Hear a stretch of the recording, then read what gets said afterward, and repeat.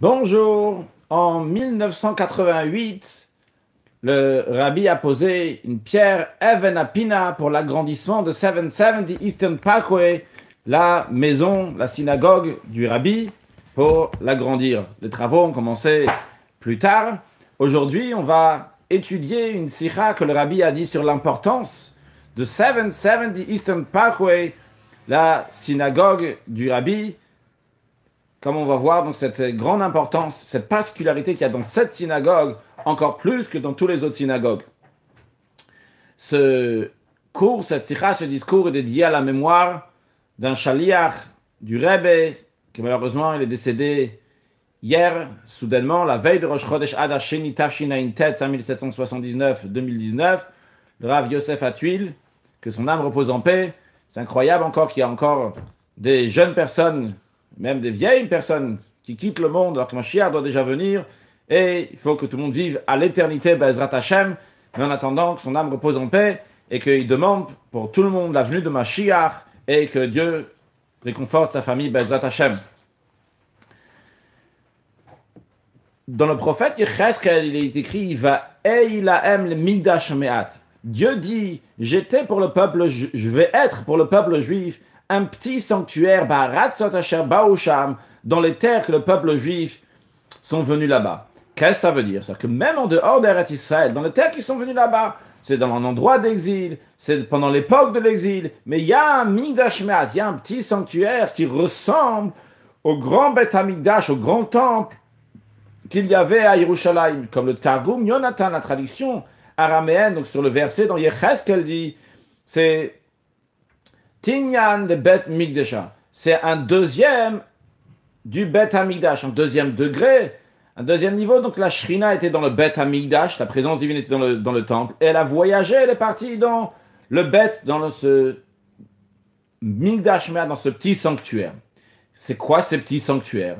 Dans le Talmud, dans la Gemara Megillah, on retrouve deux personnes, deux maîtres de la Gemara qui disent Amar Rabbi Yitzhak qui dit c'est les Bate Knesiyot ou Bate Midrashot chez Babel. Ce sont les synagogues et les lieux d'études qui se trouvent à Babylone, l'endroit où le peuple juif a été exilé.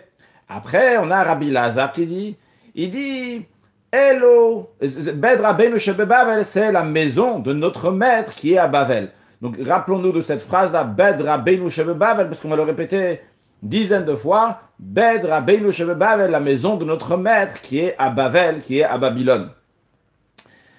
Alors, on a dit, il y a deux maîtres du Talmud qui disent, c'est quoi ce Migdash Me'at? C'est quoi ce petit Beth Hamikdash? Alors, est-ce qu'ils sont d'accord ou bien ils ne sont pas d'accord l'un avec l'autre? Alors, le rabbi, justement, va nous expliquer comment les deux sont d'accord. Il n'y a pas de discussion entre Rabbi Yitzhak et Rabbi Elazar. Les deux sont d'accord.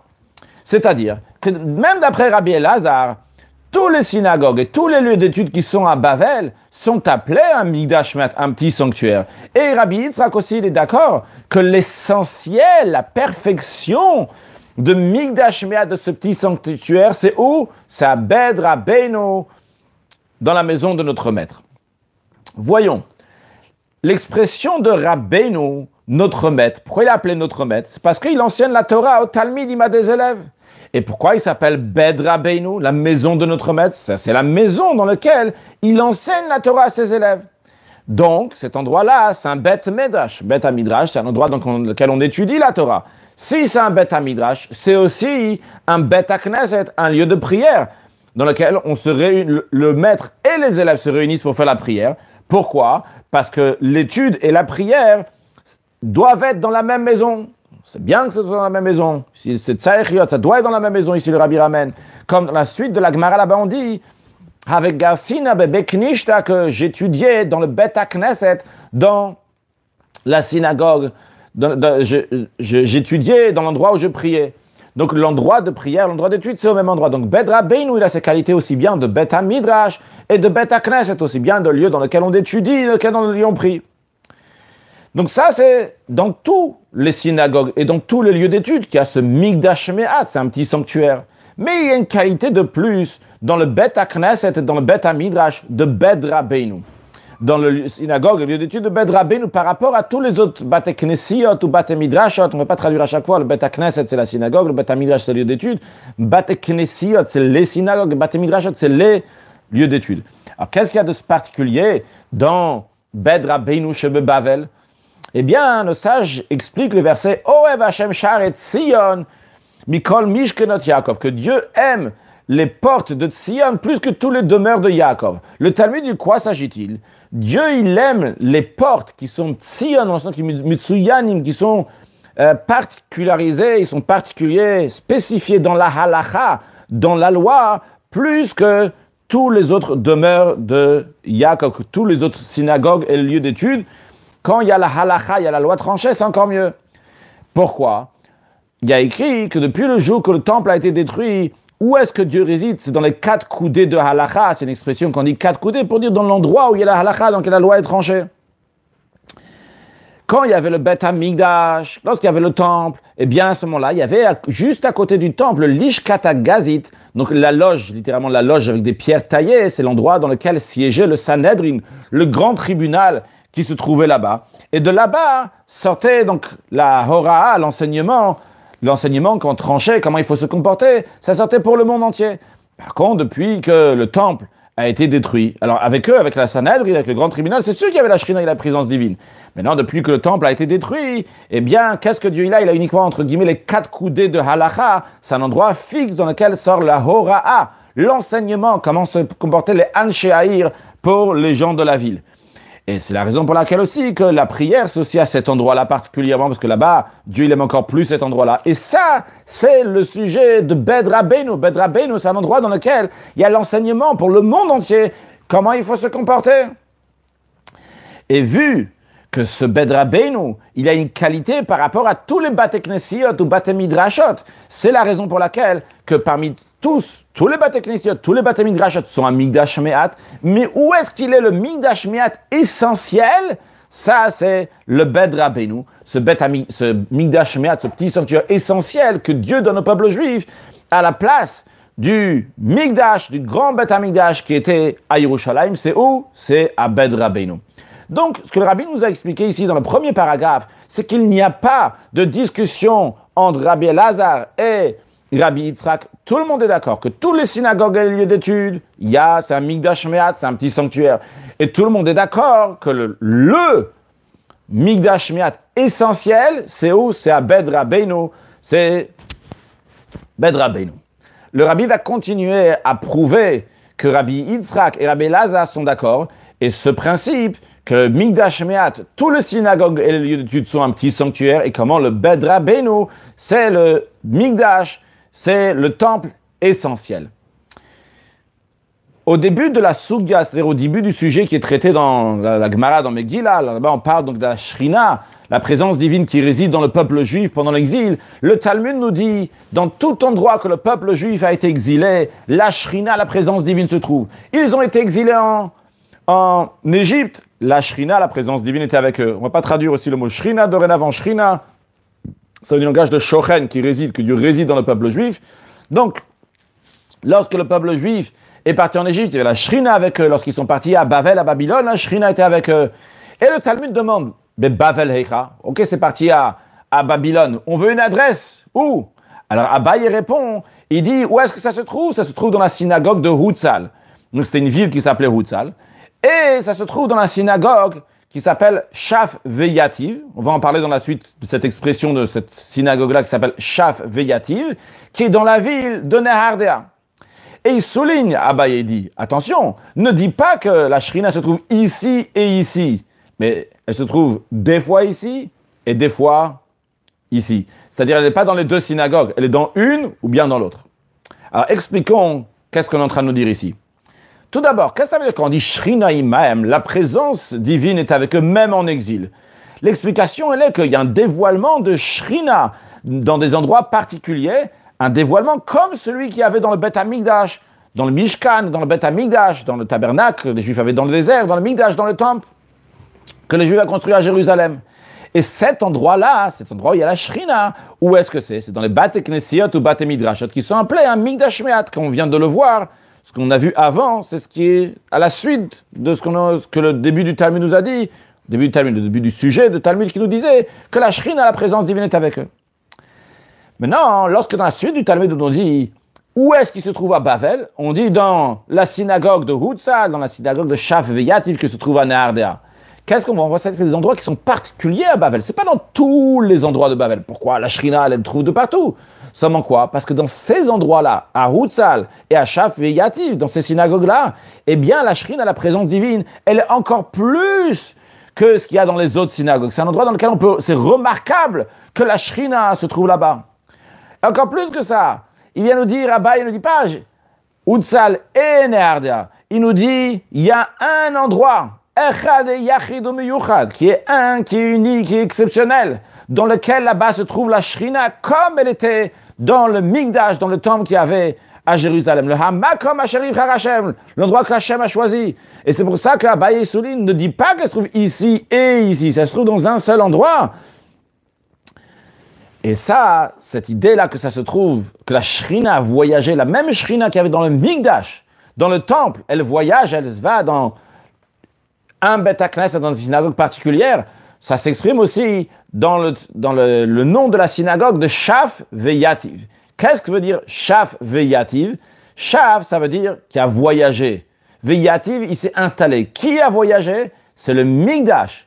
L'expression donc du Haror, c'est que chez Nasa Migdash Veyashav Sham, que le Migdash a voyagé et s'est installé là-bas dans cette synagogue. Shaf Veyativ.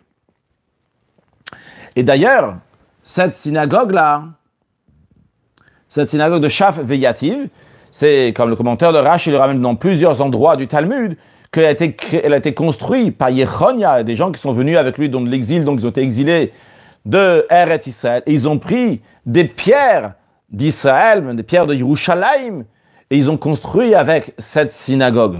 Et donc, c'est pas seulement donc les pierres qui viennent d'Eretz Israël, pas seulement les pierres qui viennent de Yerushalayim, mais c'est aussi le Migdash, la Shrina, la présence divine qu'il y avait dans le Beth Hamikdash. Elle a voyagé, elle se trouve dans cette synagogue-là.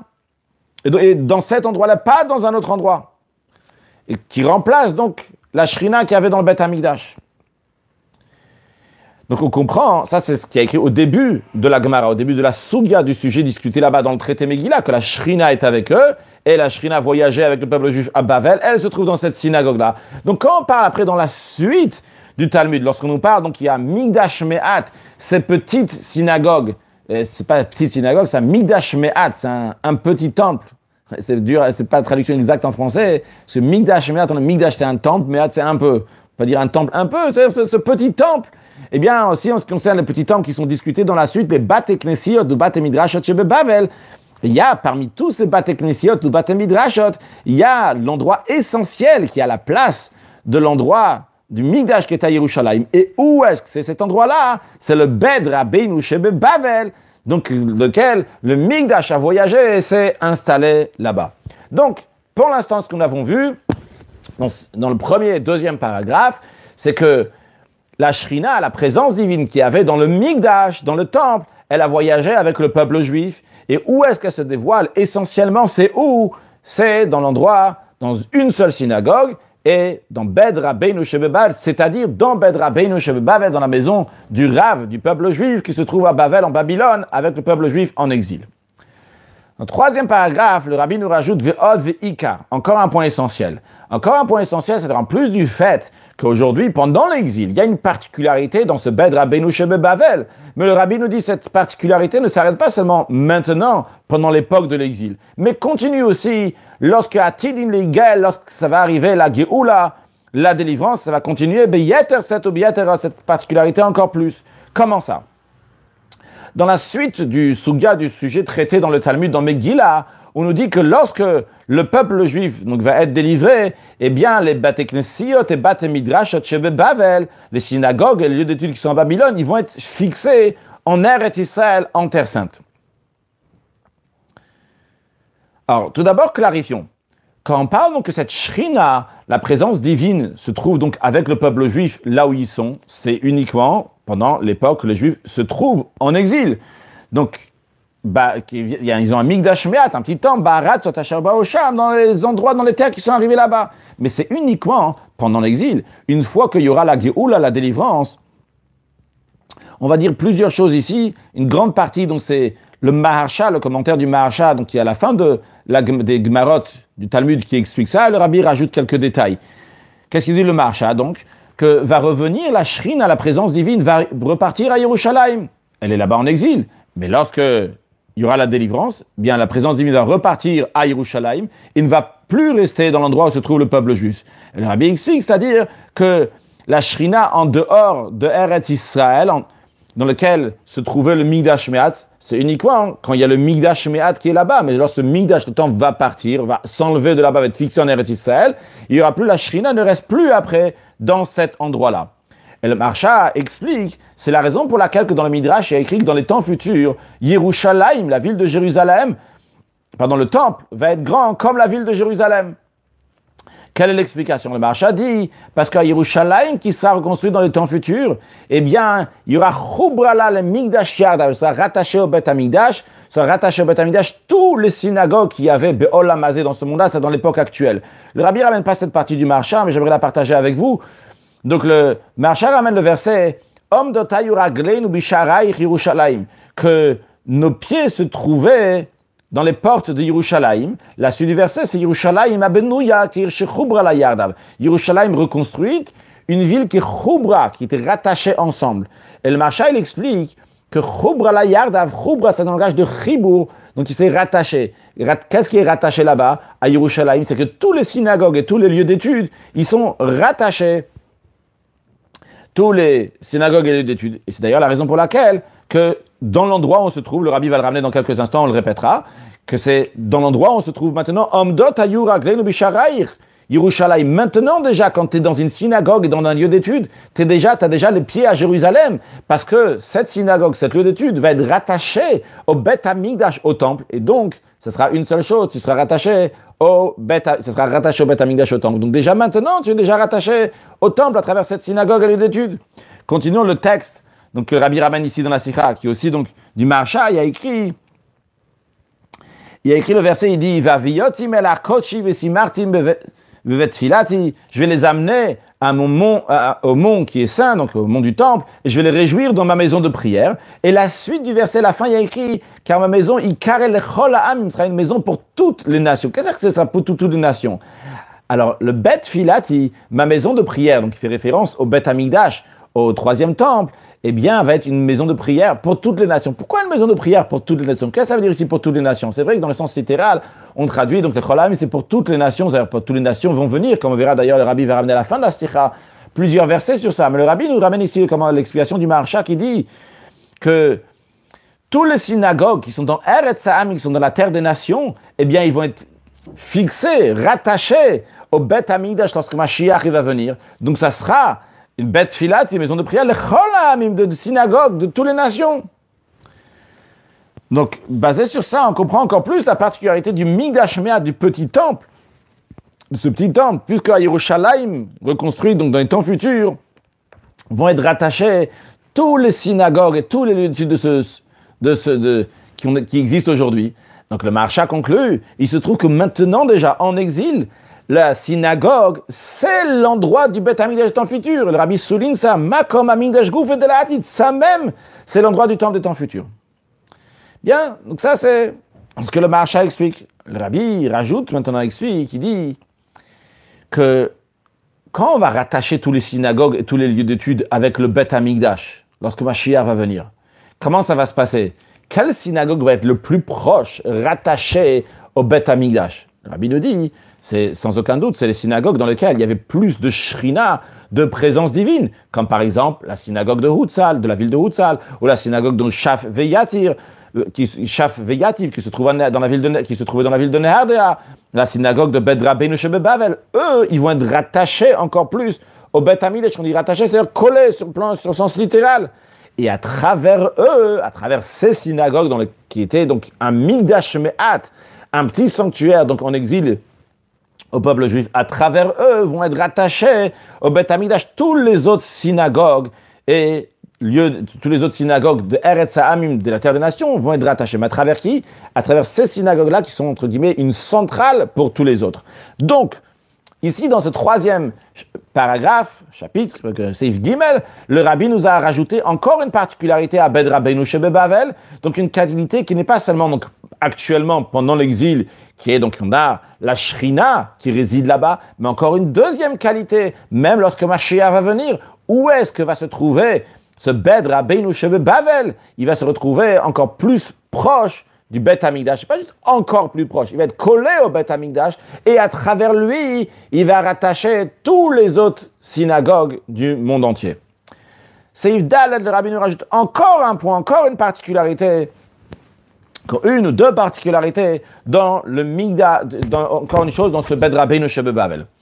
Cette qualité concerne, en ce qui concerne le Beth Amikdash, le troisième temple, que comme Rashi, le commentaire de Tosfot nous dit dans le traité Sota, qu'il est Banu Yimushuchla Yavo Min Hashamayim, que ce troisième temple est déjà construit, il va se dévoiler du ciel. Où est-ce qu'il va se dévoiler d'abord? Le Rabbi nous dit, il va se dévoiler, le Beth Amikdash va se dévoiler d'abord dans l'endroit qu'il a voyagé, de Shaf Veyativ. Le Beth Amikdash a voyagé, il se trouve quelque part, cette Shrina, cette présence divine. Pendant l'exil, c'est où cet endroit? C'est dans Beth Rabbeinu Shebebavel. Donc, le Beth Amikdash, le troisième temple, où est-ce qu'il va se dévoiler d'abord? D'abord à Beth Rabbeinu Shebebavel, et après, il va repartir à sa place à Yerushalayim. Qu'est-ce que cela veut dire? Le Rabbi explique. Tout d'abord, voyons en ce qui concerne la Shrina, la présence divine. Quand la présence divine du petit, on va dire Migdash Me'at, pour ne pas traduire à chaque fois petit Migdash, du Migdash Me'at essentiel qui est à Bavel, cette particularité est même lorsque le peuple juif va être délivré. Comme il y a écrit dans la Gemara, même lorsque le peuple juif va être délivré, la Shrina est aussi avec eux. D'où la Gemara prend ça. Le verset dit, Veshav Hashem Elokecha et Shvutra, que Dieu va revenir avec tes captifs. Avec les captifs, donc ceux qui ont été captivés, ceux qui se trouvent en exil, Dieu va revenir avec eux. Il n'y a pas écrit Veheshiv, que Dieu va ramener. Quand on dit Dieu va ramener les captifs, si on avait dit comme ça, c'est-à-dire que Dieu se trouve ailleurs, et il vient prendre les captifs, ceux qui se trouvent en diaspora, ceux qui se trouvent en exil, en Eretz Israël aussi, il vient les prendre, et il les ramène à leur place. Par contre, lorsqu'on dit Veshav, que Dieu va revenir, ça veut dire que lui aussi revient avec eux. Ça veut dire que Dieu aussi, avec le peuple juif, lorsque le peuple juif se trouve en exil, et Dieu revient avec eux de l'exil. Donc, où se trouve la Shrina, la présence divine, jusqu'à le dernier instant de l'exil et jusqu'à même le premier instant de la Géoula, de la délivrance, où est-ce que se trouve la Shrina? Elle se trouve en exil et Dieu revient avec eux. Donc même dans le dernier instant, la Shrina se trouve là-bas et de là-bas, la Shrina à Kadosh Baruch Hu avec le peuple juif repart à le Migdash, le temple de Yerushalayim, pour dévoiler sa Shrina à l'éternité dans ce temple-là.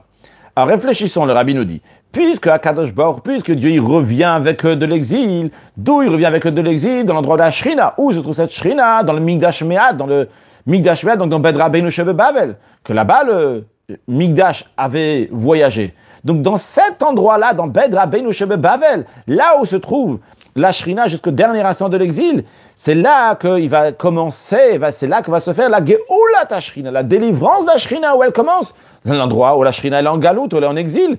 Donc, ça se trouve là-bas, dans le Migdash Me'at. Donc, il se trouve que ça même, c'est le Migdash de Hatit, c'est le Migdash de temps futur, c'est le Beth Rabbeinu Shebebavel, parce que le Beth Amikdash va revenir. En autre mot, c'est le Rabbi qui dit, en autre mot, de la même manière qu'on dit que la Shrina, elle revient de l'endroit où elle a été exilée, c'est un Beth Rabbeinu Shebebavel. La même chose aussi, le Beth Amikdash des temps futurs. C'est quoi le Beth Amikdash? C'est pas juste des pierres, le Beth Amikdash, c'est le fait que Dieu réside dans le peuple juif. D'où est le départ de ce troisième Beth Amikdash? C'est de l'endroit où il a voyagé pendant l'exil. Et de là-bas, il repart à Yerushalayim. Donc, le Rabbi nous a rajouté une qualité ici en ce qui concerne le Beth Rabbeinu Shebebavel. Une qualité ou deux qualités. Et en ce qui concerne donc la Shrina qui repart à sa place, qui repart à Yerushalayim. D'où est le départ? Le départ, il est de Beth Rabbeinu Shebebavel. Et de la même manière que c'est pour la Shrina, de la même manière pour le Beth Amikdash. Je dis un ou deux parce que finalement, c'est la même chose. Le Beth Amikdash, ce n'est pas des pierres, c'est la Shrina, c'est la présence de Dieu. D'où est la délivrance de la Shrina? C'est du Beth Rabbeinu Shebebavel, puisqu'il est en exil. Là-bas, elle ne se trouvait pas à sa place à Yerushalayim. Donc le départ, c'est là-bas. Le rabbi, de la même manière que c'est pour la Shrina, de la même manière aussi pour le Beth Amikdash, le troisième temple, il se dévoile à Beth Rabbeinu Shebebavel. Et de là-bas, il voyage, il va à Yerushalayim. Le rabbi rajoute que ce qu'on vient de dire, que c'est de l'endroit où se trouve Beth Rabbeinu Shebebavel, c'est là-bas que va repartir le Beth Amikdash. Et d'ailleurs, juste avant de continuer, le rabbi dit dans note 31 quelque chose qui est dans le même esprit, où est-ce qu'on retrouve que quelque chose qui s'est fini là-bas recommence là-bas, c'est à propos du Sanhedrin. Le Sanhedrin, le tribunal, le grand tribunal qui siégeait à Yerushalayim, juste à côté du temple, il a été exilé plusieurs fois, jusqu'à la dernière fois où ils étaient installés, c'était à Tveria. Et après de Tveria, il n'y a pas eu à nouveau le Sanhedrin.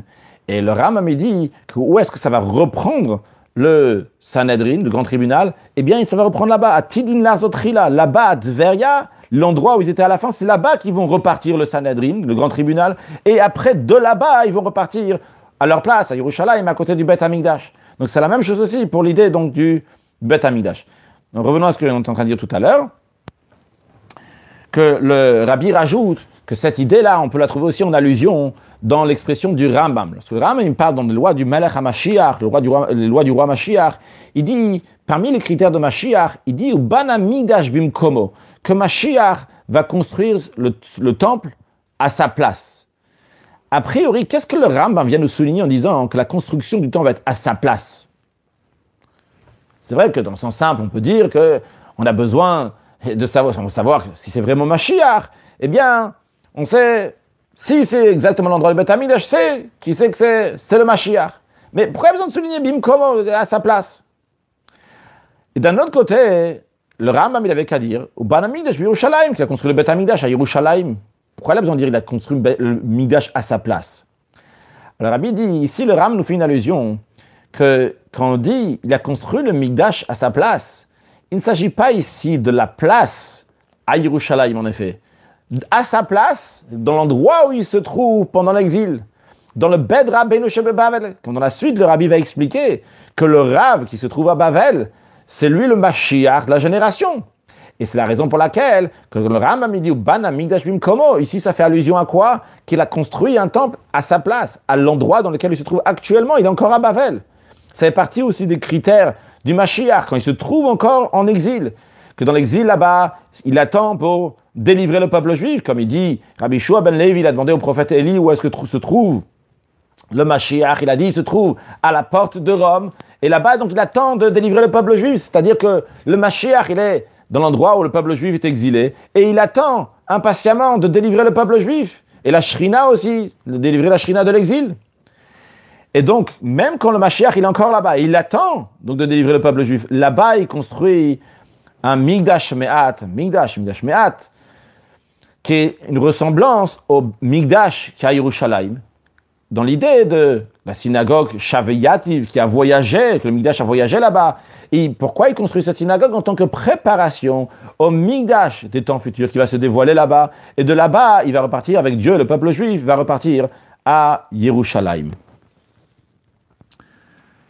Dans une des notes ici, dans plusieurs notes, il y en a 35, 38, le Rabbi dit d'ailleurs que dans le Rambam, on voit qu'au début du chapitre, quand il dit le Melech HaMashiach et le Bonem Mikdash, parmi les choses du Melech HaMashiach, du roi Mashiach, il va construire le temple. Tout simplement, il ne dit pas plus à son endroit, à Yerushalayim. Le Rabbi dit ça, c'est dans le sens littéral, c'est ce qu'il va faire. Par contre, à la fin, c'est dans la Halacha Dalet, lorsque le Rambam il explique les critères donc, du Mashiach, il y a partie donc quand est-ce que le Rambam il est, quand le Mashiach il est Cheskat Mashiach, il a la présomption d'être Mashiach. Après, lorsqu'il a Mashiach Vadaï, alors le Rambam dit, s'il a fait tout ça, il a réussi, il a construit le Mikdash à sa place. Donc c'est-à-dire que parmi ses activités, les choses qu'il fait pendant l'exil, ça inclut aussi faire ce petit Mikdash Me'at, pendant la galoute, dans l'exil, en tant que préparation au Mikdash, donc des temps futurs. Et ça, il le fait avant qu'il ait déjà Mashiach Vadaï, il fait avant qu'il est sûr qu'il est Mashiach, quand il a la présomption d'être Mashiach, déjà il construit ce Mikdash Me'at. Encore une note dans la note 38, le Rabbi dit, c'est ça aussi, il y a écrit dans le Midrash, dans Yakut Shimoni, que lorsque le Mashiach va se dévoiler, il va se tenir sur le toit du Beth Amikdash et annoncer au peuple juif, Anavim igi azman gulatrem, vous le peuple juif qui êtes humble, eh bien c'est arrivé le moment de votre délivrance. Alors, a priori, une fois que Mashiach est déjà venu, qu'est-ce qu'il y a besoin que le Mashiach se mette sur le toit du Beth Amikdash pour annoncer la délivrance? Si le Beth Amikdash est déjà construit, Mashiach est déjà venu, il n'y a pas besoin d'annoncer. Le Rabbi explique qu'est-ce que ça veut dire que Mashiach, il annonce la délivrance sur le toit du Beth Amikdash. Ça fait référence sur le Migdash Me'at qui est construit donc en dehors d'Eretz Israël, qui est donc comme le Migdash qui est Yerushalayim. Et que là-bas, il annonce la Géoula, il annonce la délivrance. Pourquoi il y a écrit Gag Beth Amikdash, le toit du Beth Amikdash? Parce que dans la halakha, on sait que les toits du Beth Amikdash n'ont pas été sanctifiés, n'ont pas la Gdusha du Beth Amikdash. Le Beth Amikdash, il est extrêmement saint. Le toit du Beth Amikdash n'a pas cette sainteté.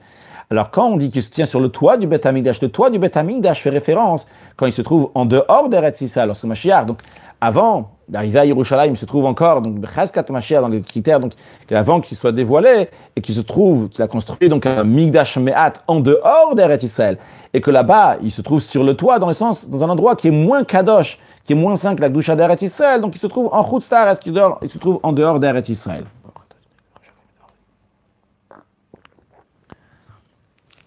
Donc jusqu'à présent, le Rabbi nous a expliqué la particularité de Beth Rabbeinu, de cette maison qui est particulière.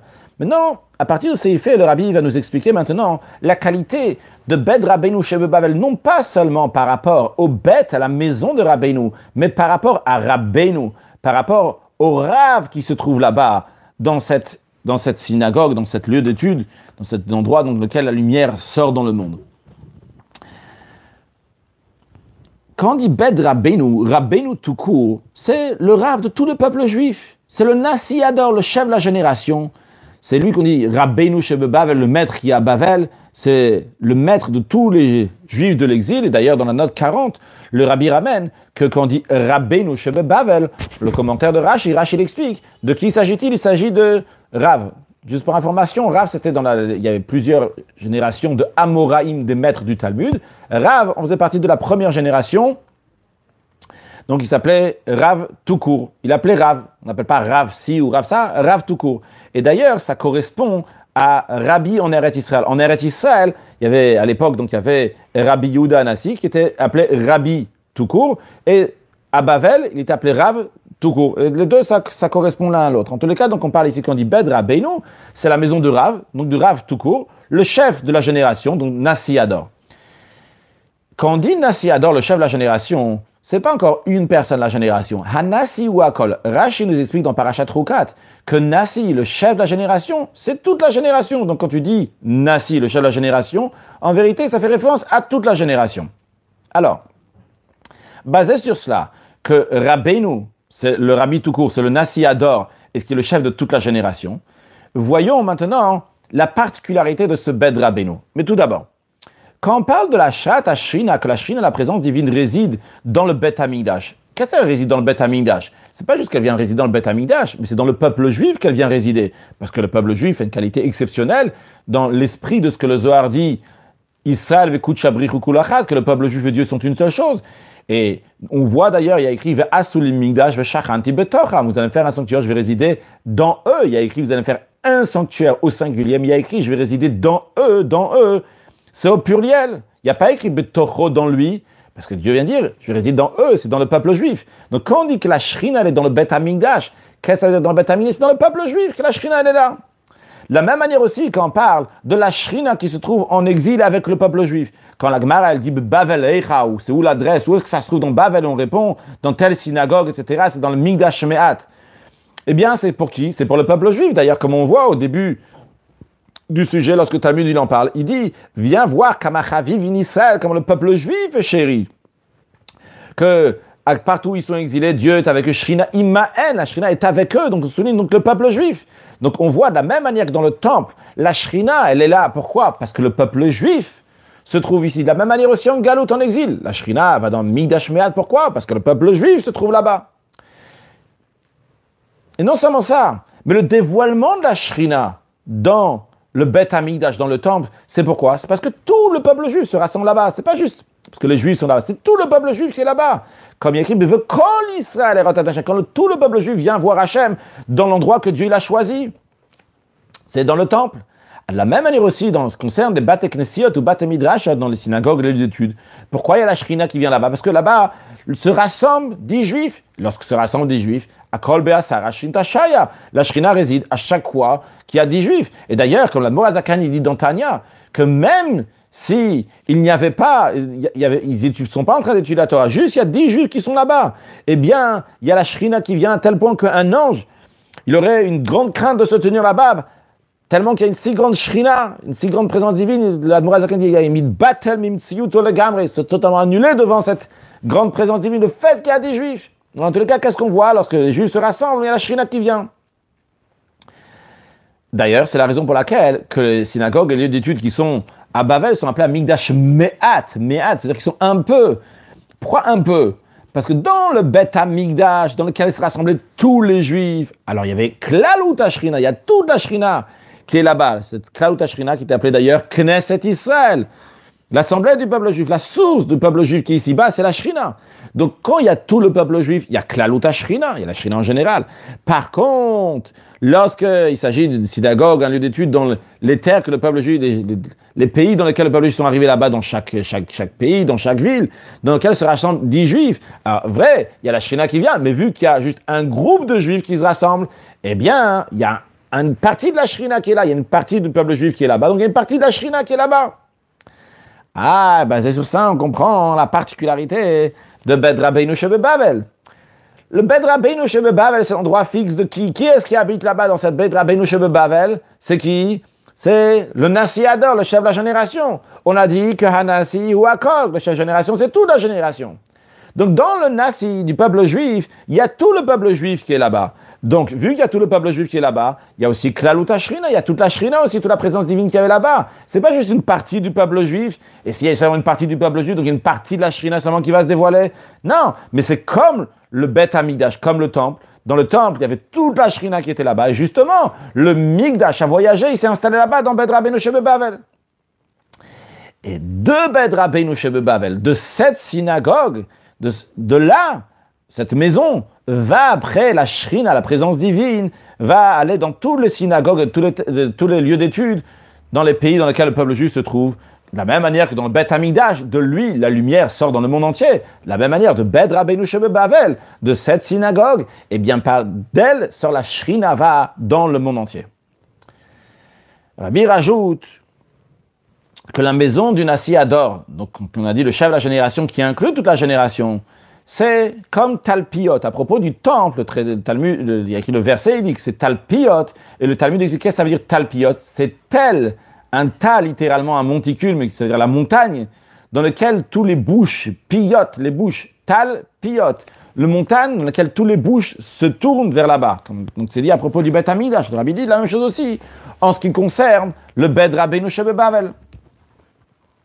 Donc ça, c'est le Rabbi nous a rajouté dans Seifé, la première partie du Seifé, nous rajouter encore un point en ce qui concerne la particularité de Bet Rabbeinu Shebebavel, vu que Bet Rabbeinu Shebebavel, c'est l'endroit où se trouve le chef de la génération, et donc il y a toute la génération qui est représentée par lui, même pas, peut-être c'est pas juste dire représentée, Nasi Hu Hakol, c'est toute la génération. Donc il y a toute la Shrina qui est là-bas, parce que la Shrina c'est pour le peuple juif. Donc il y a toute la Shrina qui se trouve dans cet endroit-là. Et de la même manière que dans le temple, il y avait toute la Shrina. Et de la même manière que dans le temple, donc la lumière allait dans le monde entier. De la même manière aussi, de Bet Rabbeinu Shebebavel, il y a la Shrina, il y a la présence divine qui va dans toutes les synagogues, tous les lieux d'études du peuple juif, partout où il se trouve. Ça, c'est un point. Le Rabbi continue toujours dans le même esprit, dans la particularité de Rabbeinu, donc qui fait que Bet Rabbeinu devient particulier, mais par rapport à la qualité de Rabbeinu. Encore un deuxième point. Et pas juste, c'est encore un deuxième point. Ve'od ve'ikar. Un point qui est essentiel, un point essentiel par rapport à la Géoula. Quand on dit Rabbeinu, le chef de la génération, c'est aussi le Mashiach de la génération. Comme Moshe Rabbeinu, le premier Nasi, le premier chef du peuple juif, qui est Goel Rishon, Goel Acharon, qui est le premier libérateur, le dernier libérateur. C'est dans chaque génération, il y a le Moshe Rabbeinu. Et donc, le Moshe Rabbeinu, à son époque, c'était le Goel, c'était le libérateur. Et dans chaque génération, le Rav, le Nasi Ador, le chef de la génération, c'est le Mashiach de la génération. D'ailleurs, le Rabbi ramène dans la note 53, on sait que dans chaque juif, il y a une étincelle de Mashiach. Il y a écrit à 2 endroits dans l'Yerushalmi qui commentent le verset Darar Kochav mi Yaakov. Je vais traduire par a filé une étoile de Yaakov, qui a tracé une étoile de Yaakov. En tous les cas, Kochav, cette étoile, de qui s'agit-il? Il y a deux explications. Une explication dans Yerushalmi qui dit que ça fait référence au roi Mashiach. Et une deuxième explication qui fait référence à un juif, c'est-à-dire à n'importe quel juif. A priori, comment on peut réconcilier ces deux explications-là? La manière comment réconcilier ces deux explications-là, c'est on sait que chacun de nous a 5 niveaux dans l'âme. Nefesh, Ruach, Neshama, Chaya, Yechida. Ce qui nous intéresse ici, c'est le 5e niveau qui s'appelle Yechida. Ce niveau-là de Yechida, de l'âme, chacun de nous, que nous avons chacun, elle se trouve, chacun de nous, on a un niveau de Yechida. Mais il y a, entre guillemets, le générateur, j'appellerais ça, de Yechida. Celui qui a le Yechida, la Yechida en elle-même. C'est qui? C'est le Mashiach. Mashiach, lui, son niveau, c'est Yechida. D'ailleurs, c'est pas revenu ici dans la Sikha, mais Adam Arishon, le prophète Élie, David Ameler, Moshe Rabbeinu, ils avaient Nefesh, Ruach, Neshama, Chaya. Ils avaient ce générateur-là. Et Mashiach, il a la Yechida. Donc, en tous les cas, le Rabbi nous ramène en ce qui nous concerne ici, que le Nasi Ador, le chef de la génération, donc il a, donc en tout cas, on a compris qu'il n'y a pas de contradiction dans les Yerushalmi quand on parle que Mashiach a la Yechida et chaque juif a la Yechida, c'est vrai, parce que chaque juif a la Yechida, et Mashiach aussi, il est le Yechida. Donc, basé sur ça, on comprend aussi comment le Nasi Ador, le chef de la génération, il a toute la génération, donc il a tous les niveaux d'Yechida de toute la génération. Donc, il a les Neshama du Mashiach. Et s'il a l'âme du Mashiach, c'est la raison pour laquelle il est le Mashiach de la génération. Donc, revenons dans la Sira, c'est juste à note 53. Donc, on reprend ce que le Rabbi nous disait, que le chef de la génération, c'est le Mashiach de la génération. Et le Rabbi ramène le Khatam Sofer qui dit qu'on sait qu'en chaque génération, il y a quelqu'un qui est apte à être le Mashiach. Et lorsque ça va arriver le moment, Dieu va se dévoiler à lui, lui dire que l'envoyé, etc. Et le Rabbi dit, c'est logique de dire, c'est qui cette personne-là? C'est le Mashiach, c'est le Nasi Ador, le chef de la génération. Et comme il est écrit clairement dans la Gemara, à propos de Rabbi Yehuda Anassi, Rabbi Yehuda Anassi, qui est appelé aussi Rabbeinu Akadosh, qui est le Nasi Ador, qui est le chef de la génération. Dans la Gemara, on a un enseignement de Rav. Donc, encore une fois, comme on a dit tout à l'heure, que Rav, c'était la première génération de Amoraïm.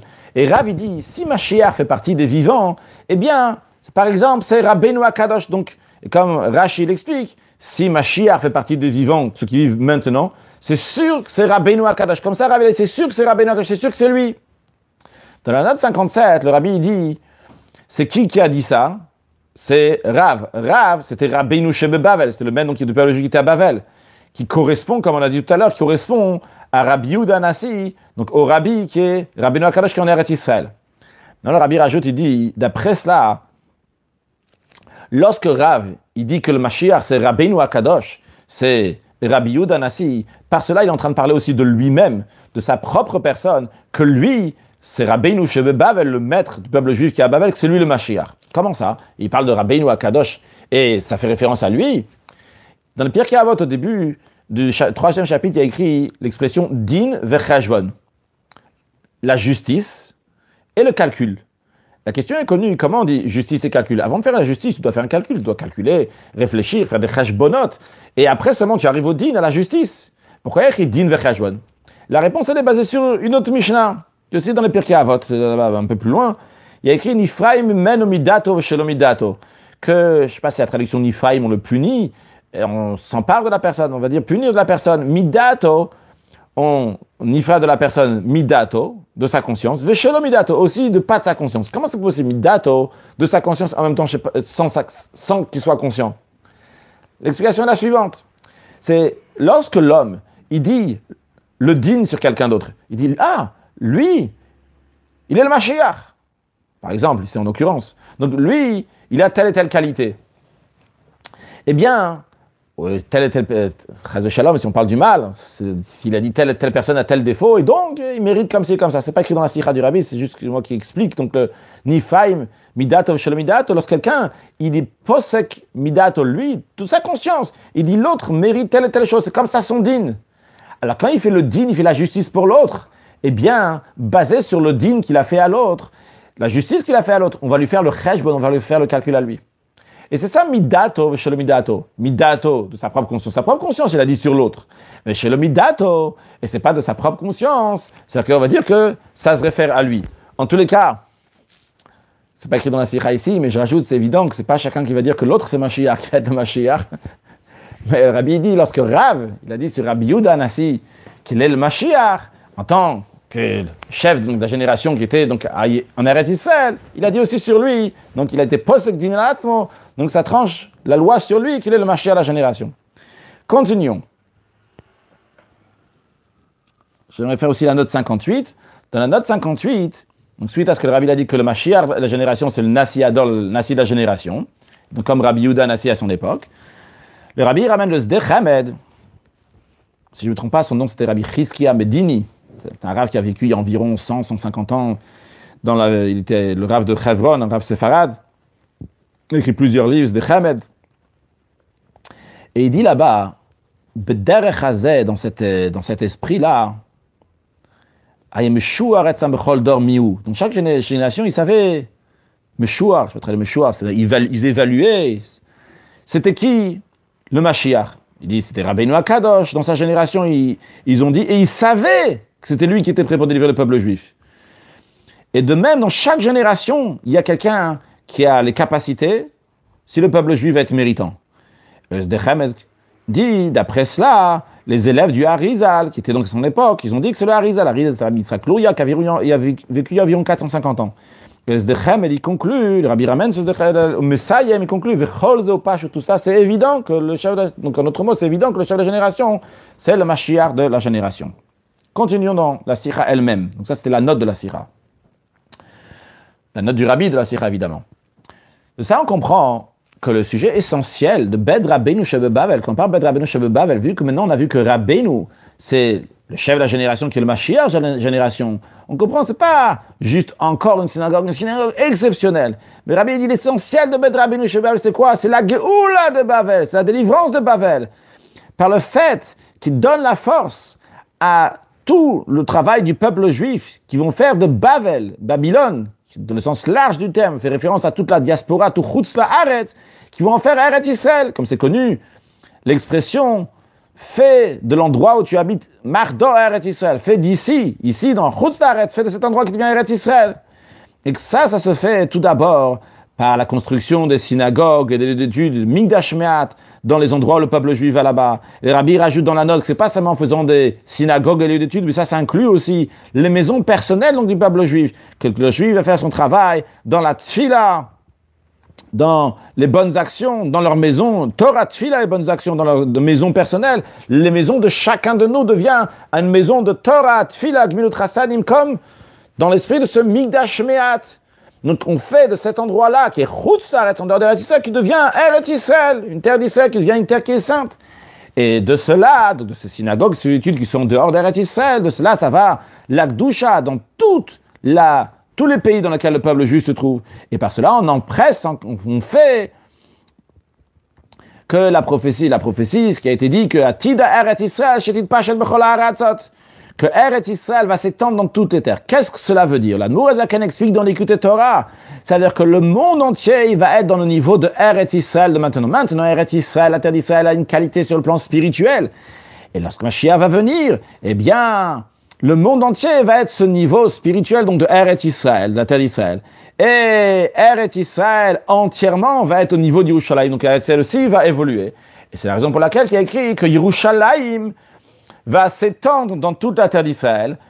Et le Rabbi dit, donc ça c'est ce que la Boraz Akadim l'écoute Torah, le Rabbi rajoute, parce que là-bas vont être fixés les synagogues et les lieux d'études qui sont Bavel, qui sont raccrochés au Beth Amikdash. Maintenant, vu qu'on a compris que l'essentiel de Beth Rabbeinu chez Bavel, c'est quoi? C'est rassembler tous les Beth Knesset, tous les Beth Midrashot qui sont à Bavel pour les fixer en Eretz Israël, les rattacher au Beth Amikdash. Alors on comprend que c'est pas seulement un Migdash Me'at essentiel de Bavel. C'est pas seulement dans le Migdash Me'at, c'est le Migdash Me'at, mais c'est aussi, comme on a ramené du Marsha tout à l'heure, Makom Migdash Goufé de Latit, ça même c'est l'endroit donc du Beth Amikdash des temps futurs, dans lequel va se dévoiler le Beth Amikdash des temps futurs, et là-bas il va repartir à Yerushalayim. Puisque c'est-à-dire, ce que Rabbi est en train de nous dire ici, c'est vu que cette Beth Rabbeinu chez Bavel, c'est quoi son but, c'est quoi son travail, c'est de rassembler, de faire plein de synagogues, plein d'études partout, et que par cela, après tout cela, ils vont rassembler, ils vont se rassembler et être à Yerushalayim, raccroché au Beth Amikdash. Alors le Beth Rabbeinu chez Bavel, qui est raccroché au Beth Amikdash, c'est l'endroit du Beth Amikdash des temps futurs, comme on a vu tout à l'heure du Marsha, a priori le rabbi ne veut pas enlever ce que le Marsha il a dit, que tous les synagogues et les études sont en Beth Amikdash, mais il a dit ici, Magom Amikdash Gouvé dans le niveau même, qu'est-ce qui est le haut niveau de Beth Amikdash? C'est justement ce niveau-là de Beth Rabbeinu Shebe Bavel, qui rassemble toutes les synagogues et les études. Bien. Jusqu'à là, le rabbi a tout simplement expliqué qu'est-ce que la Gemara a à nous dire. Beth Rabbeinu Shebe Bavel, sa particularité, la Shrina elle est là-bas, essentiellement, c'est la centrale de la Shrina là-bas. Aussi, lorsque Mashiach va venir, donc elle a cette qualité parce qu'elle sera, Beth Rabbeinu Shebe Bavel sera collée au Beth Amikdash. On a compris aussi donc, que le troisième temple va se recommencer donc de là-bas même, la Shrina va être délivrée de Beth Rabbeinu Shebe Bavel, là-bas va commencer la délivrance. Donc ça c'est 3 points en ce qui concerne Beth Rabbeinu, et encore 2 points en ce qui concerne Rabbeinu lui-même. Donc Rabbeinu c'est le Nassir, le chef de la génération, donc où se trouve donc toute la Shrina là-bas par rapport à Rabbeinu. Et vu, deuxième point, vu que Rabbeinu c'est le Mashiach de la génération, donc le rôle, la particularité de sa synagogue, c'est la Géoula, la délivrance de Bavel de sortir de l'exil. Donc ça c'est l'explication de la Gemara. Tout cela, ça peut rester juste en théorie. Le rabbi nous dit dans ses Ivav, d'après ça, on va expliquer en ce qui concerne le Beth Rabbeinu Shebe Bavel dans notre génération. C'est quoi? Où est-ce que ça se trouve? Le rabbi dans la suite, il va dire où est-ce que ça se trouve, comme Bavel Heicha, la Gemara a demandé une adresse, ou à Bavel. Le rabbi dit, là c'est où? L'adresse, c'est la maison, le Beth HaKnesset, le Beth HaMidrash de qui? Du Gvod Dushat More Vecham Yadmur. Le rabbi dit de mon beau-père, Nessi de Reinu, chef de la génération. Donc le rabbi fait référence à son beau-père en tant que chef de la génération. Il dit que dans cette synagogue-là, qu'on verra dans la suite, cette synagogue, c'est 770 Eastern Parkway, 770 Eastern Parkway en français. Donc la synagogue que le rabbi précédent a acheté, cet endroit-là, c'est l'endroit de Beth Rabbeinu Shebe Bavel de notre génération. Pour expliquer ça, le rabbi nous dit tout d'abord, il y a une expression que Eser Galuyot Galta Lubavitch, que Lubavitch a passé 10 exils. Le rabbi ne ramène pas ici tous les exils de Lubavitch, mais depuis Lubavitch jusqu'à l'Amérique, mais de manière générale, dans les notes, le rabbi rajoute un peu plus. Donc, de Lubavitch. Lubavitch, c'est là-bas le deuxième rabbi de Chabad, l'Admour Haim Tsaï, il est parti là-bas s'installer en Tavkuf Ain Gimel en 1813, et il est resté là-bas, donc c'était à Chai Elul Tavkuf Ain Gimel, 18e jour du mois de Elul 1813, qui s'est installé là-bas, et les rabbis de Chabad sont restés là-bas jusqu'au Yudzaïn Macheshvan 17 Rejvan, Tavreshain Vav 1916, que le rabbi Rachab, le 5e rabbi de Chabad, il est parti voyager de là-bas, de Lubavitch, il est parti à Rostov. C'est-à-dire que dans la ville de Lubavitch, pendant 103 ans, le Lubavitch, la Chassidoute se trouvait là-bas, l'endroit dans lequel on a dévoilé la profondeur de la Torah, pas juste dévoilé la profondeur de la Torah, mais dévoilé la profondeur de la Torah, comme elle a été expliquée de manière compréhensible, de savoir se nourrir par la Chassidoute Chabad pendant toutes les générations qui ont été développées, qui ont développé la Chassidoute, donc à Lubavitch. Après, ils sont partis à Rostov. De Rostov, ils sont partis, c'est déjà le rabbi précédent, de Rostov, il est parti à Pétersbourg, à partir de l'année Tavresh Pedalet, 1924, jusqu'à après, donc il a été emprisonné en 1927, quand il est parti, le rabbi précédent est parti de Pétersbourg, il est parti dans un endroit à côté qui s'appelle Malachavka, un endroit qui est à côté de Moscou.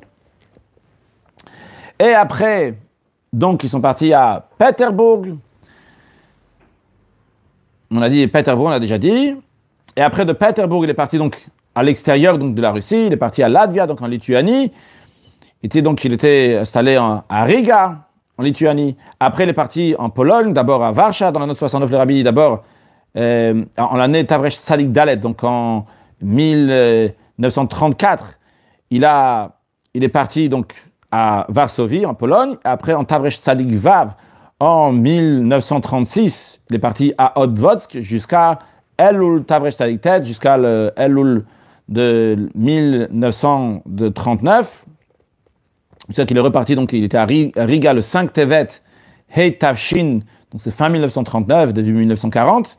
Et donc après, il est parti jusqu'à la Galoute en Amérique. Il est arrivé le 9e jour du mois de Adar Sheni, Hei Tavshin, de 1940.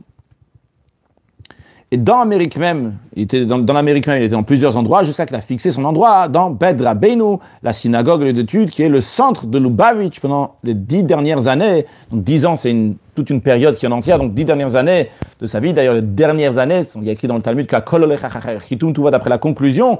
Donc c'est là-bas où il se trouvait dans les 10 dernières années du rabbi précédent, qui est le chef de la génération, lorsqu'il a vécu ici. Les rabbis rajoutent encore un point, il dit, et même après sa histalkut, même après qu'il a quitté ce monde, la gdusha, la sainteté, n'a pas bougé de sa place. Et au contraire, pas seulement qu'il n'a pas bougé de sa place, la sainteté de 770 Parkway, mais Malin Bakodesh, ça monte dans la sainteté. Et ça continue à rajouter, ça continue jusqu'à Biat Gold, jusqu'à l'avenue de Mashiach. Et le rabbi dit de la même manière aussi en ce qui concerne la galoute, l'exil du peuple juif de manière générale, que dans notre génération se trouve le Rov Minyan Verov Binyan, on traduit par la majorité en quantité et la construction, si c'est la traduction, Rav Binyan, du peuple juif, où est-ce qu'il se trouve dans l'exil en Amérique. Le rabbi dit, Yeshloma, que c'est une des raisons que le chef de la génération, Kanasi ou Akol, il a vécu, et pendant 10 ans dans l'exil en Amérique, et de là-bas, il a diffusé la Torah, il a diffusé le judaïsme, il a diffusé les sources d'Achassidut à l'extérieur dans tous les autres pays, dans lesquels se trouvent les Bnei Israël, par ses élèves, par ses shluchim, ses émissaires, dans tous les coins de la terre. Et vu que dans chaque endroit où le peuple juif a été exilé, la Shrina est avec eux, donc dans la dernière génération de l'exil, dans laquelle se trouve la majorité du peuple juif, avec le chef de la génération, où est-ce qu'il se trouve en exil en Amérique? Alors Rabbi dit, la Shrina aussi a voyagé en Amérique. Et dans l'Amérique même, de la même manière que la Gemara a demandé Bavel Eicha, la Shrina elle est à Bavel ou à Bavel. Alors Rabbi dit, ou à Bavel. Alors, ou dans le Migdash Me'at, dans Bet Rabbeinu, qui est le Bet Rabbeinu, donc en Amérique, donc celui du rabbi précédent, correspond au Beknishta, la synagogue de Hutza, la synagogue de Shaf Veyativa Nehardea, que le Migdash il a voyagé, il s'est installé là-bas, donc dans l'endroit du Bet Hamikdash de Yerushalayim. Dans la note 74, le rabbi ramène un morceau de Hatamim, c'était des lettres qui sortaient à l'époque. Après, ils ont été recueillis dans un livre qui s'appelle Hatamim. Là ici, il y a plusieurs éditions, mais c'est à l'intérieur, donc c'était des petits fascicules, des gros fascicules même qui sortaient à l'époque. Et là-bas, à l'époque du rabbi précédent, là-bas il raconte une histoire, là-bas il dit comme ça, si je ne me trompe pas, c'est un père qui parle à son fils, et il lui dit comme ça, depuis le jour que le Bet Hamikdash il a été détruit, le Saint des Saints, jusqu'à le jour qu'Hachem va avoir miséricorde et nous envoyer le Goel Tzedek, libérateur, et qui va nous construire le Bet Hamikdash avec le Saint des Saints, Yerushalayim. Alors, jusqu'à ce moment-là, Lubavitch, c'est Yerushalayim, c'est notre Yerushalayim. La synagogue du rabbi, dans laquelle il prie, c'est notre Bet Hamikdash. Le rabbi dit Cholo, etc. Le rabbi dit pas la suite, mais là-bas dans Hatamim, il ramène la suite, c'est intéressant, ramener l'endroit où c'est la chambre dans laquelle s'assoit, vit le rabbi, ça c'est le Kodesh, c'est notre Kodesh HaKodesh, c'est notre Saint des Saints. Etc. Là-bas, le rabbi ramène pas ça, il dit juste Cholo, etc. Il ramène quand même le Cholo, etc. Bon, donc,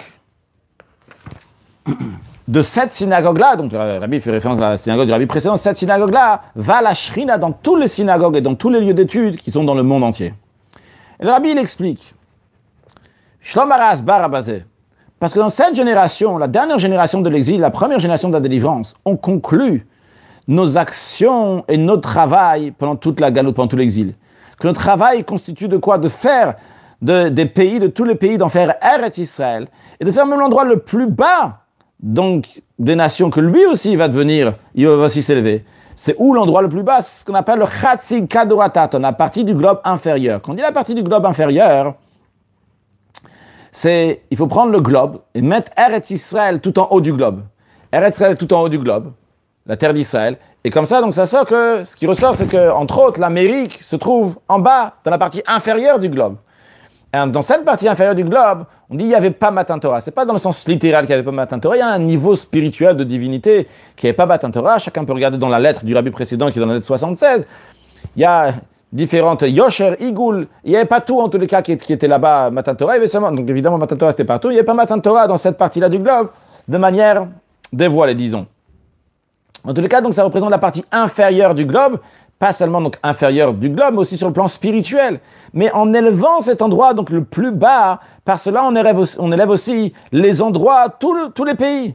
Et d'ailleurs, que le Rabbi ramène dans la note 77 du Noazaken Torah un exemple simple, que quand on veut soulever les murs de la maison, il faut commencer à partir du tout en bas. Et à ce moment-là, automatiquement, tu vas élever le haut. Ce qui n'est pas le cas. Si tu vas commencer à partir du milieu du mur, eh bien, tu ne vas pas élever le bas. Donc, ce que le Rabbi nous dit ici, quand le Bed Rabbeinu, la maison du Rabbi précédent, donc où est-ce qu'elle est? Dans le Chatzi Kaduratat, dans la partie inférieure du globe, dans l'endroit dans lequel la lumière, elle sort dans le monde entier, de faire de ce monde-là jusqu'à le coin le plus perdu, Achinidachat, le plus perdu, le plus égaré, à l'extrémité du monde, que cet endroit-là aussi va devenir Eretz Israël. Ça, c'est l'idée de Atida Eretz Israël, Shetit Pachel Bechol Haaretz, parce qu'on dit que tout Israël va s'étendre dans toutes les terres, et quand on dit que Yerushalayim va aller dans tout Eretz Israël, dans lequel vont être fixés les Bate Knesiot ou Bate Midrashot, du monde entier, qui sont rattachés au Beth Amidash, lors de la Geoula, Mitid Vashlem, la délivrance qui est vraie, totale, par Mashiach Tzidkenu, qui est Mashiach Tzidkenu, c'est le chef de la génération, qui est le Mashiach de la génération, qui est le libérateur du peuple juif,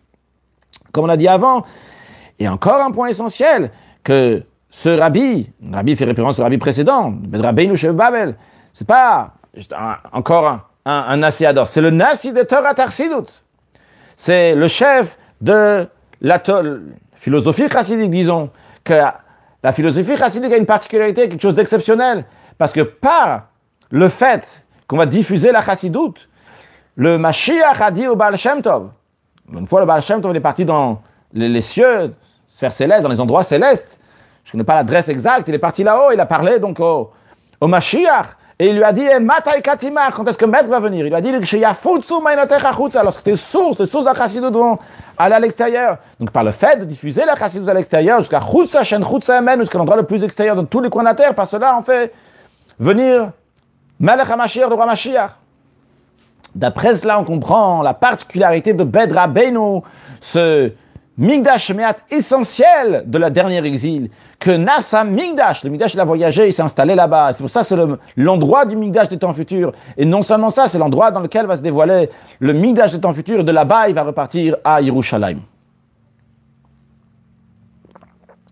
Saïf Zayn, le Rabbi nous dit que tout ce qui a été dit de manière générale, et après de manière précise, focalisé sur le chef de la génération, en référence, le Rabbi fait référence au Rabbi précédent. Le Rabbi nous dit, on retrouve ça aussi dans le nom de Bet Rabbeinu, du nom de Bet Rabbeinu qui est dans notre génération, donc du Rav qui est dans Bet Rabbeinu, qui le Rabbi fait référence, donc une fois au Rabbi précédent, qui s'appelle Yosef Yitzhak. Le Rabbi dit que ces deux noms, et Yosef et Yitzhak, fait référence à la venue de Mashiach. Le premier nom, Yosef, vient du langage du verset qui se trouve dans Yishaya. Il y a écrit là-bas, Bayamao, ce jour-là, Yosef Adne Shenit, que Dieu, on va lire le texte avec la traduction en français directement. En ce jour-là, le Seigneur étendra une seconde fois. Donc ici, la traduction de seconde, Yosef Adne Shenit. Ce qui nous intéresse, c'est surtout le Yosef, c'est dans l'âge de Yosef.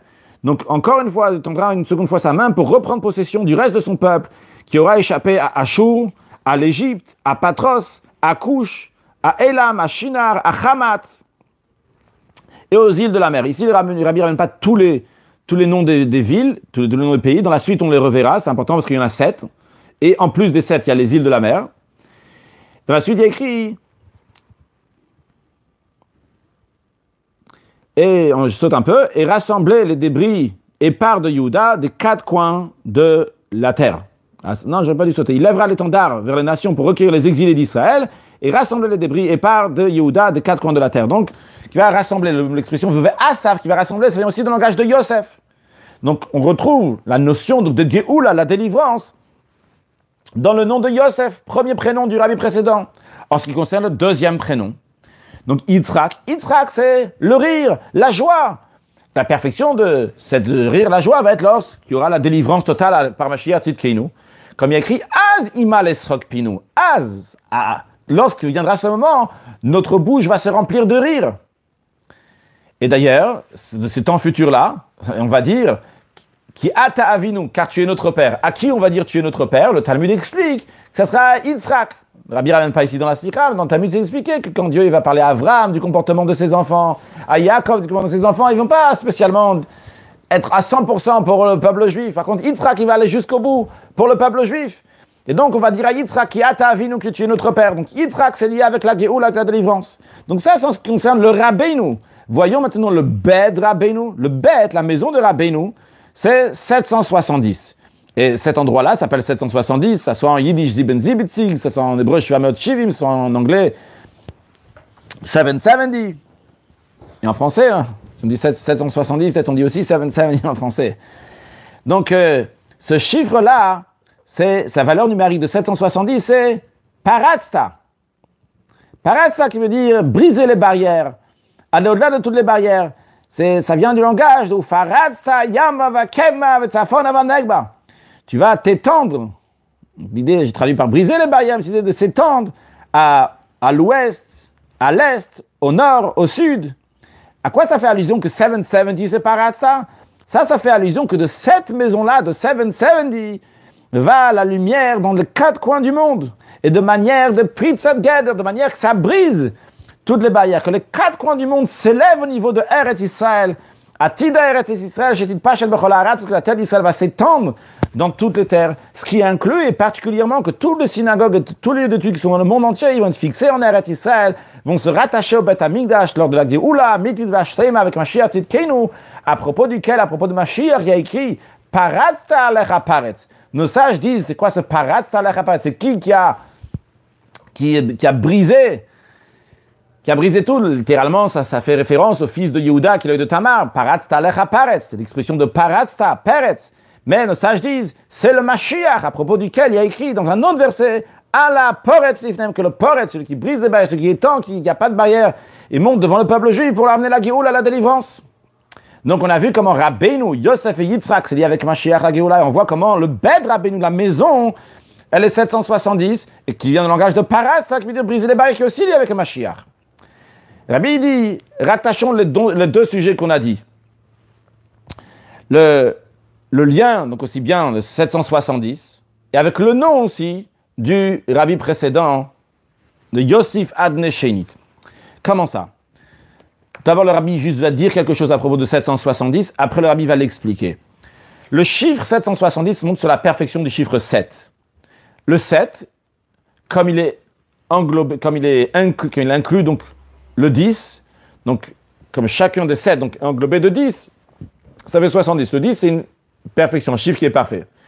Et pas seulement 70, encore plus que ça. Comme chacun des 7, il est inclus de 100, donc 10 fois 10, qui est encore une plus grande perfection. Ça fait 700. Et pas seulement 7 fois 10 ou 7 fois 100, mais et 7 fois 10 et 7 fois 100, qui fait 770. Le rabbi l'explique. Le chiffre 7, ça fait référence donc comment le monde il est. Ce monde qui a été créé dans 7 jours de la création, les 7 jours de la construction du monde, Shivatim Abinin, on dit en hébreu, qui représente aussi les 7 midot, les 7 attributs que nous avons à l'intérieur de nous-mêmes. Et c'est lié avec le raffinement du monde, le travail du peuple juif, que le peuple juif se partage en 7 catégories. Dans le peuple juif, il y a 7 niveaux dans le service de Dieu, qui représente aussi les Sheva midot, les 7 midot qu'il y a dans le peuple juif. Comme l'Admour HaZaken explique dans l'Ikouté Torah, dans Parashat Be'alotra, quand on parle donc du candélabre à 7 branches, que ces 7 branches-là représentent donc les 7 manières, cette approche que le peuple juif a pour servir Dieu. Quand on dit maintenant qu'on a la perfection du chiffre 7, on a dit 7 fois 10, 7 fois 100, cette perfection-là montre sur la perfection du travail du peuple juif, que le peuple juif a fini donc de raffinement dans le monde, il a fini de travailler le chiffre 7 par notre travail, par nos actions pendant tout l'exil, qu'à ce moment-là, ça arrive le moment donc de délivrer de l'exil et on repart en Eretz Israël.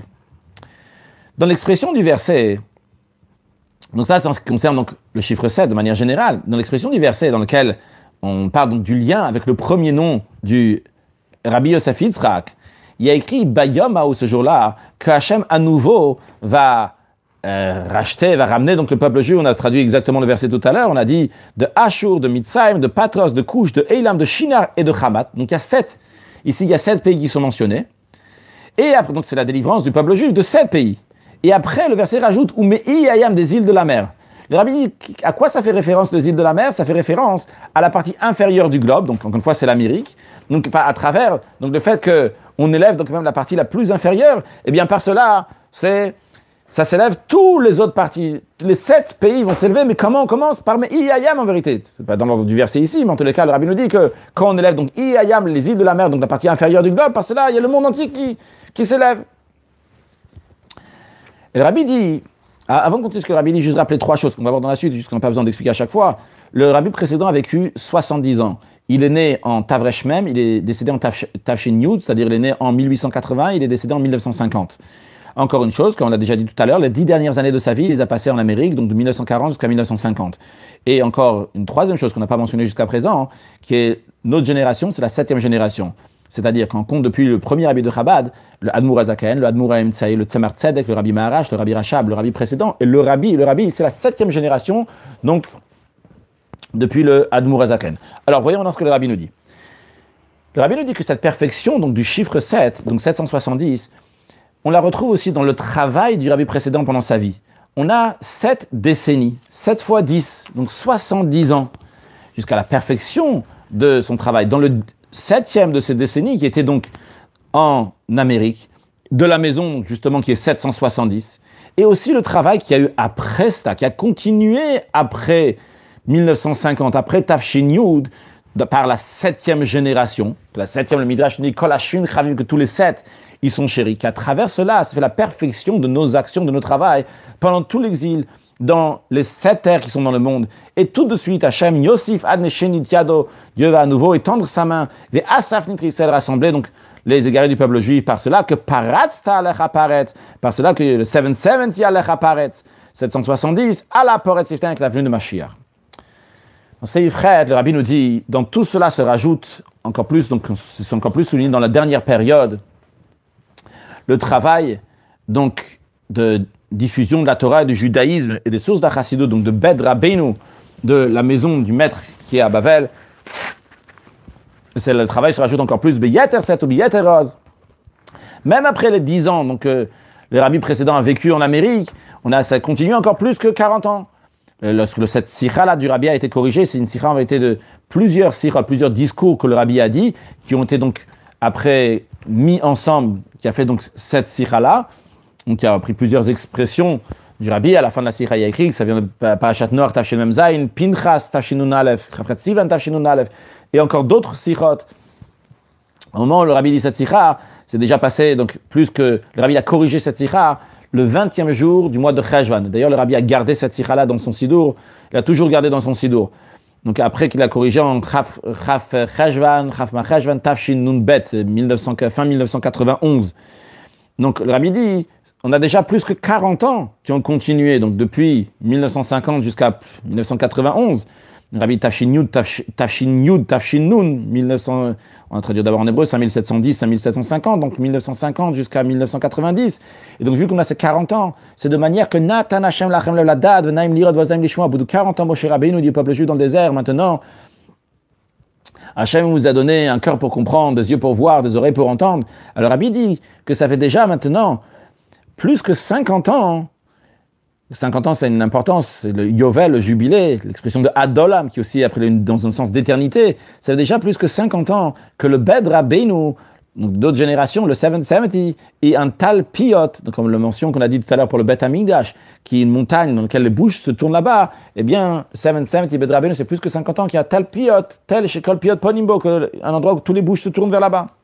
Le rabbi dit, c'est encore plus souligné lorsqu'on voit concrètement que ça se rajoute de plus en plus dans le nombre des juifs qui viennent à Beth Rabbeinu et Berov Hadrat Melech, avec beaucoup de monde, ça donne honneur au roi. Quand on dit au roi, ça inclut Man Malche Rabbanan. Qui sont les rois? C'est les Rabbanan, les maîtres, les sages, et particulièrement, pas juste Rabbanan, mais Nassi Ador, le chef de la génération, qui est aussi le roi de la génération. Et ça se fait tout de suite, donc, il y a le besoin d'agrandir encore plus Beth Rabbeinu, jusqu'à agrandir de manière de Pritzat Gader, donc briser toutes les barrières de Parasta, qui est valeur numérique 770, comme le binyan du Beit, comme ça serait comme si on faisait une nouvelle construction. Basé sur ça, le rabbi dit, on comprend la grande importance de Beth Rabbeinu chez Bavel, que le Mikdash il a voyagé, il s'est installé là-bas, et comment c'est l'endroit même du Beth Hamikdash des temps futurs, et à tel point que dans cet endroit-là va se dévoiler dans le Mikdash des temps futurs, et de là-bas il va repartir à Yerushalayim. On comprend donc le mérite de chacune du peuple juif, de Kol Echad Ve'Echad, ça s'appelle Kol Echad Ve'Achat, du peuple juif, de s'associer, que ce soit physiquement, que ce soit avec son argent, dans le même esprit qu'il dit à propos du Beth Hamikdash, que le Rambam dit que tout le monde doit construire et aider soi-même, donc avec soi-même et avec son argent, Beth Rabbeinu chez Bavel, qu'en tant que préparation à la descente et le dévoilement du temple des temps futurs, Tekefumiyad Mamash. Le Rabbi dit, Azman Grama, c'est l'actualité, vu qu'on est dans l'année du Tzadik. Qu'est-ce que ça veut dire Shnat Tzadik, l'année du Tzadik? Le Rabbi, il est né en Tavresh Samer Bet, et ça, c'était en Tavshin Nun Bet, avant l'anniversaire du Rabbi qui était Yudalef Nissan. Le Rabbi, il avait 89 ans, donc c'est dans la 90e année, donc il appelait Shnat Tzadik. Et le psaume, donc que le Rabbi dit, c'est 90, vu que on sait que chacun, il y a une coutume, donc du Baal Shem Tov, de dire le mizmor, le psaume qui correspond dans l'année dans laquelle on se trouve. Donc quelqu'un qui a 80 ans, en l'occurrence le Rabbi, qui a 80 ans, donc c'est le psaume 90. Donc le Rabbi dit, comme c'est souligné dans ce psaume-là 90, qui est lié avec cette année, qui commence Hachem ma'onataïtalano bedorvador, que Dieu, tu as été, je vais traduire par une demeure pour nous dans toutes les générations. Donc ça fait référence sur les Bate Knesiot, au Bate Midrashot, sur les synagogues, sur le lieu d'étude. Et la conclusion du verset, c'est Noam Hashem Elokeinu aleinu, que le plaisir de Dieu soit sur nous, Masiyadenu kolenu, que nos actions vont être établies donc par Dieu. Et le Bet Hamikdash, donc on aura le Bet Hamikdash. Non, j'ai sauté. Ça fait référence donc c'est la Shat Ashrina, la présence divine qui vient dans le Mishkan, dans le tabernacle et dans le Mikdash. À la base, ça a été dit, Moshe Rabbeinu a dit ça, pour le tabernacle qui a été fait dans le désert.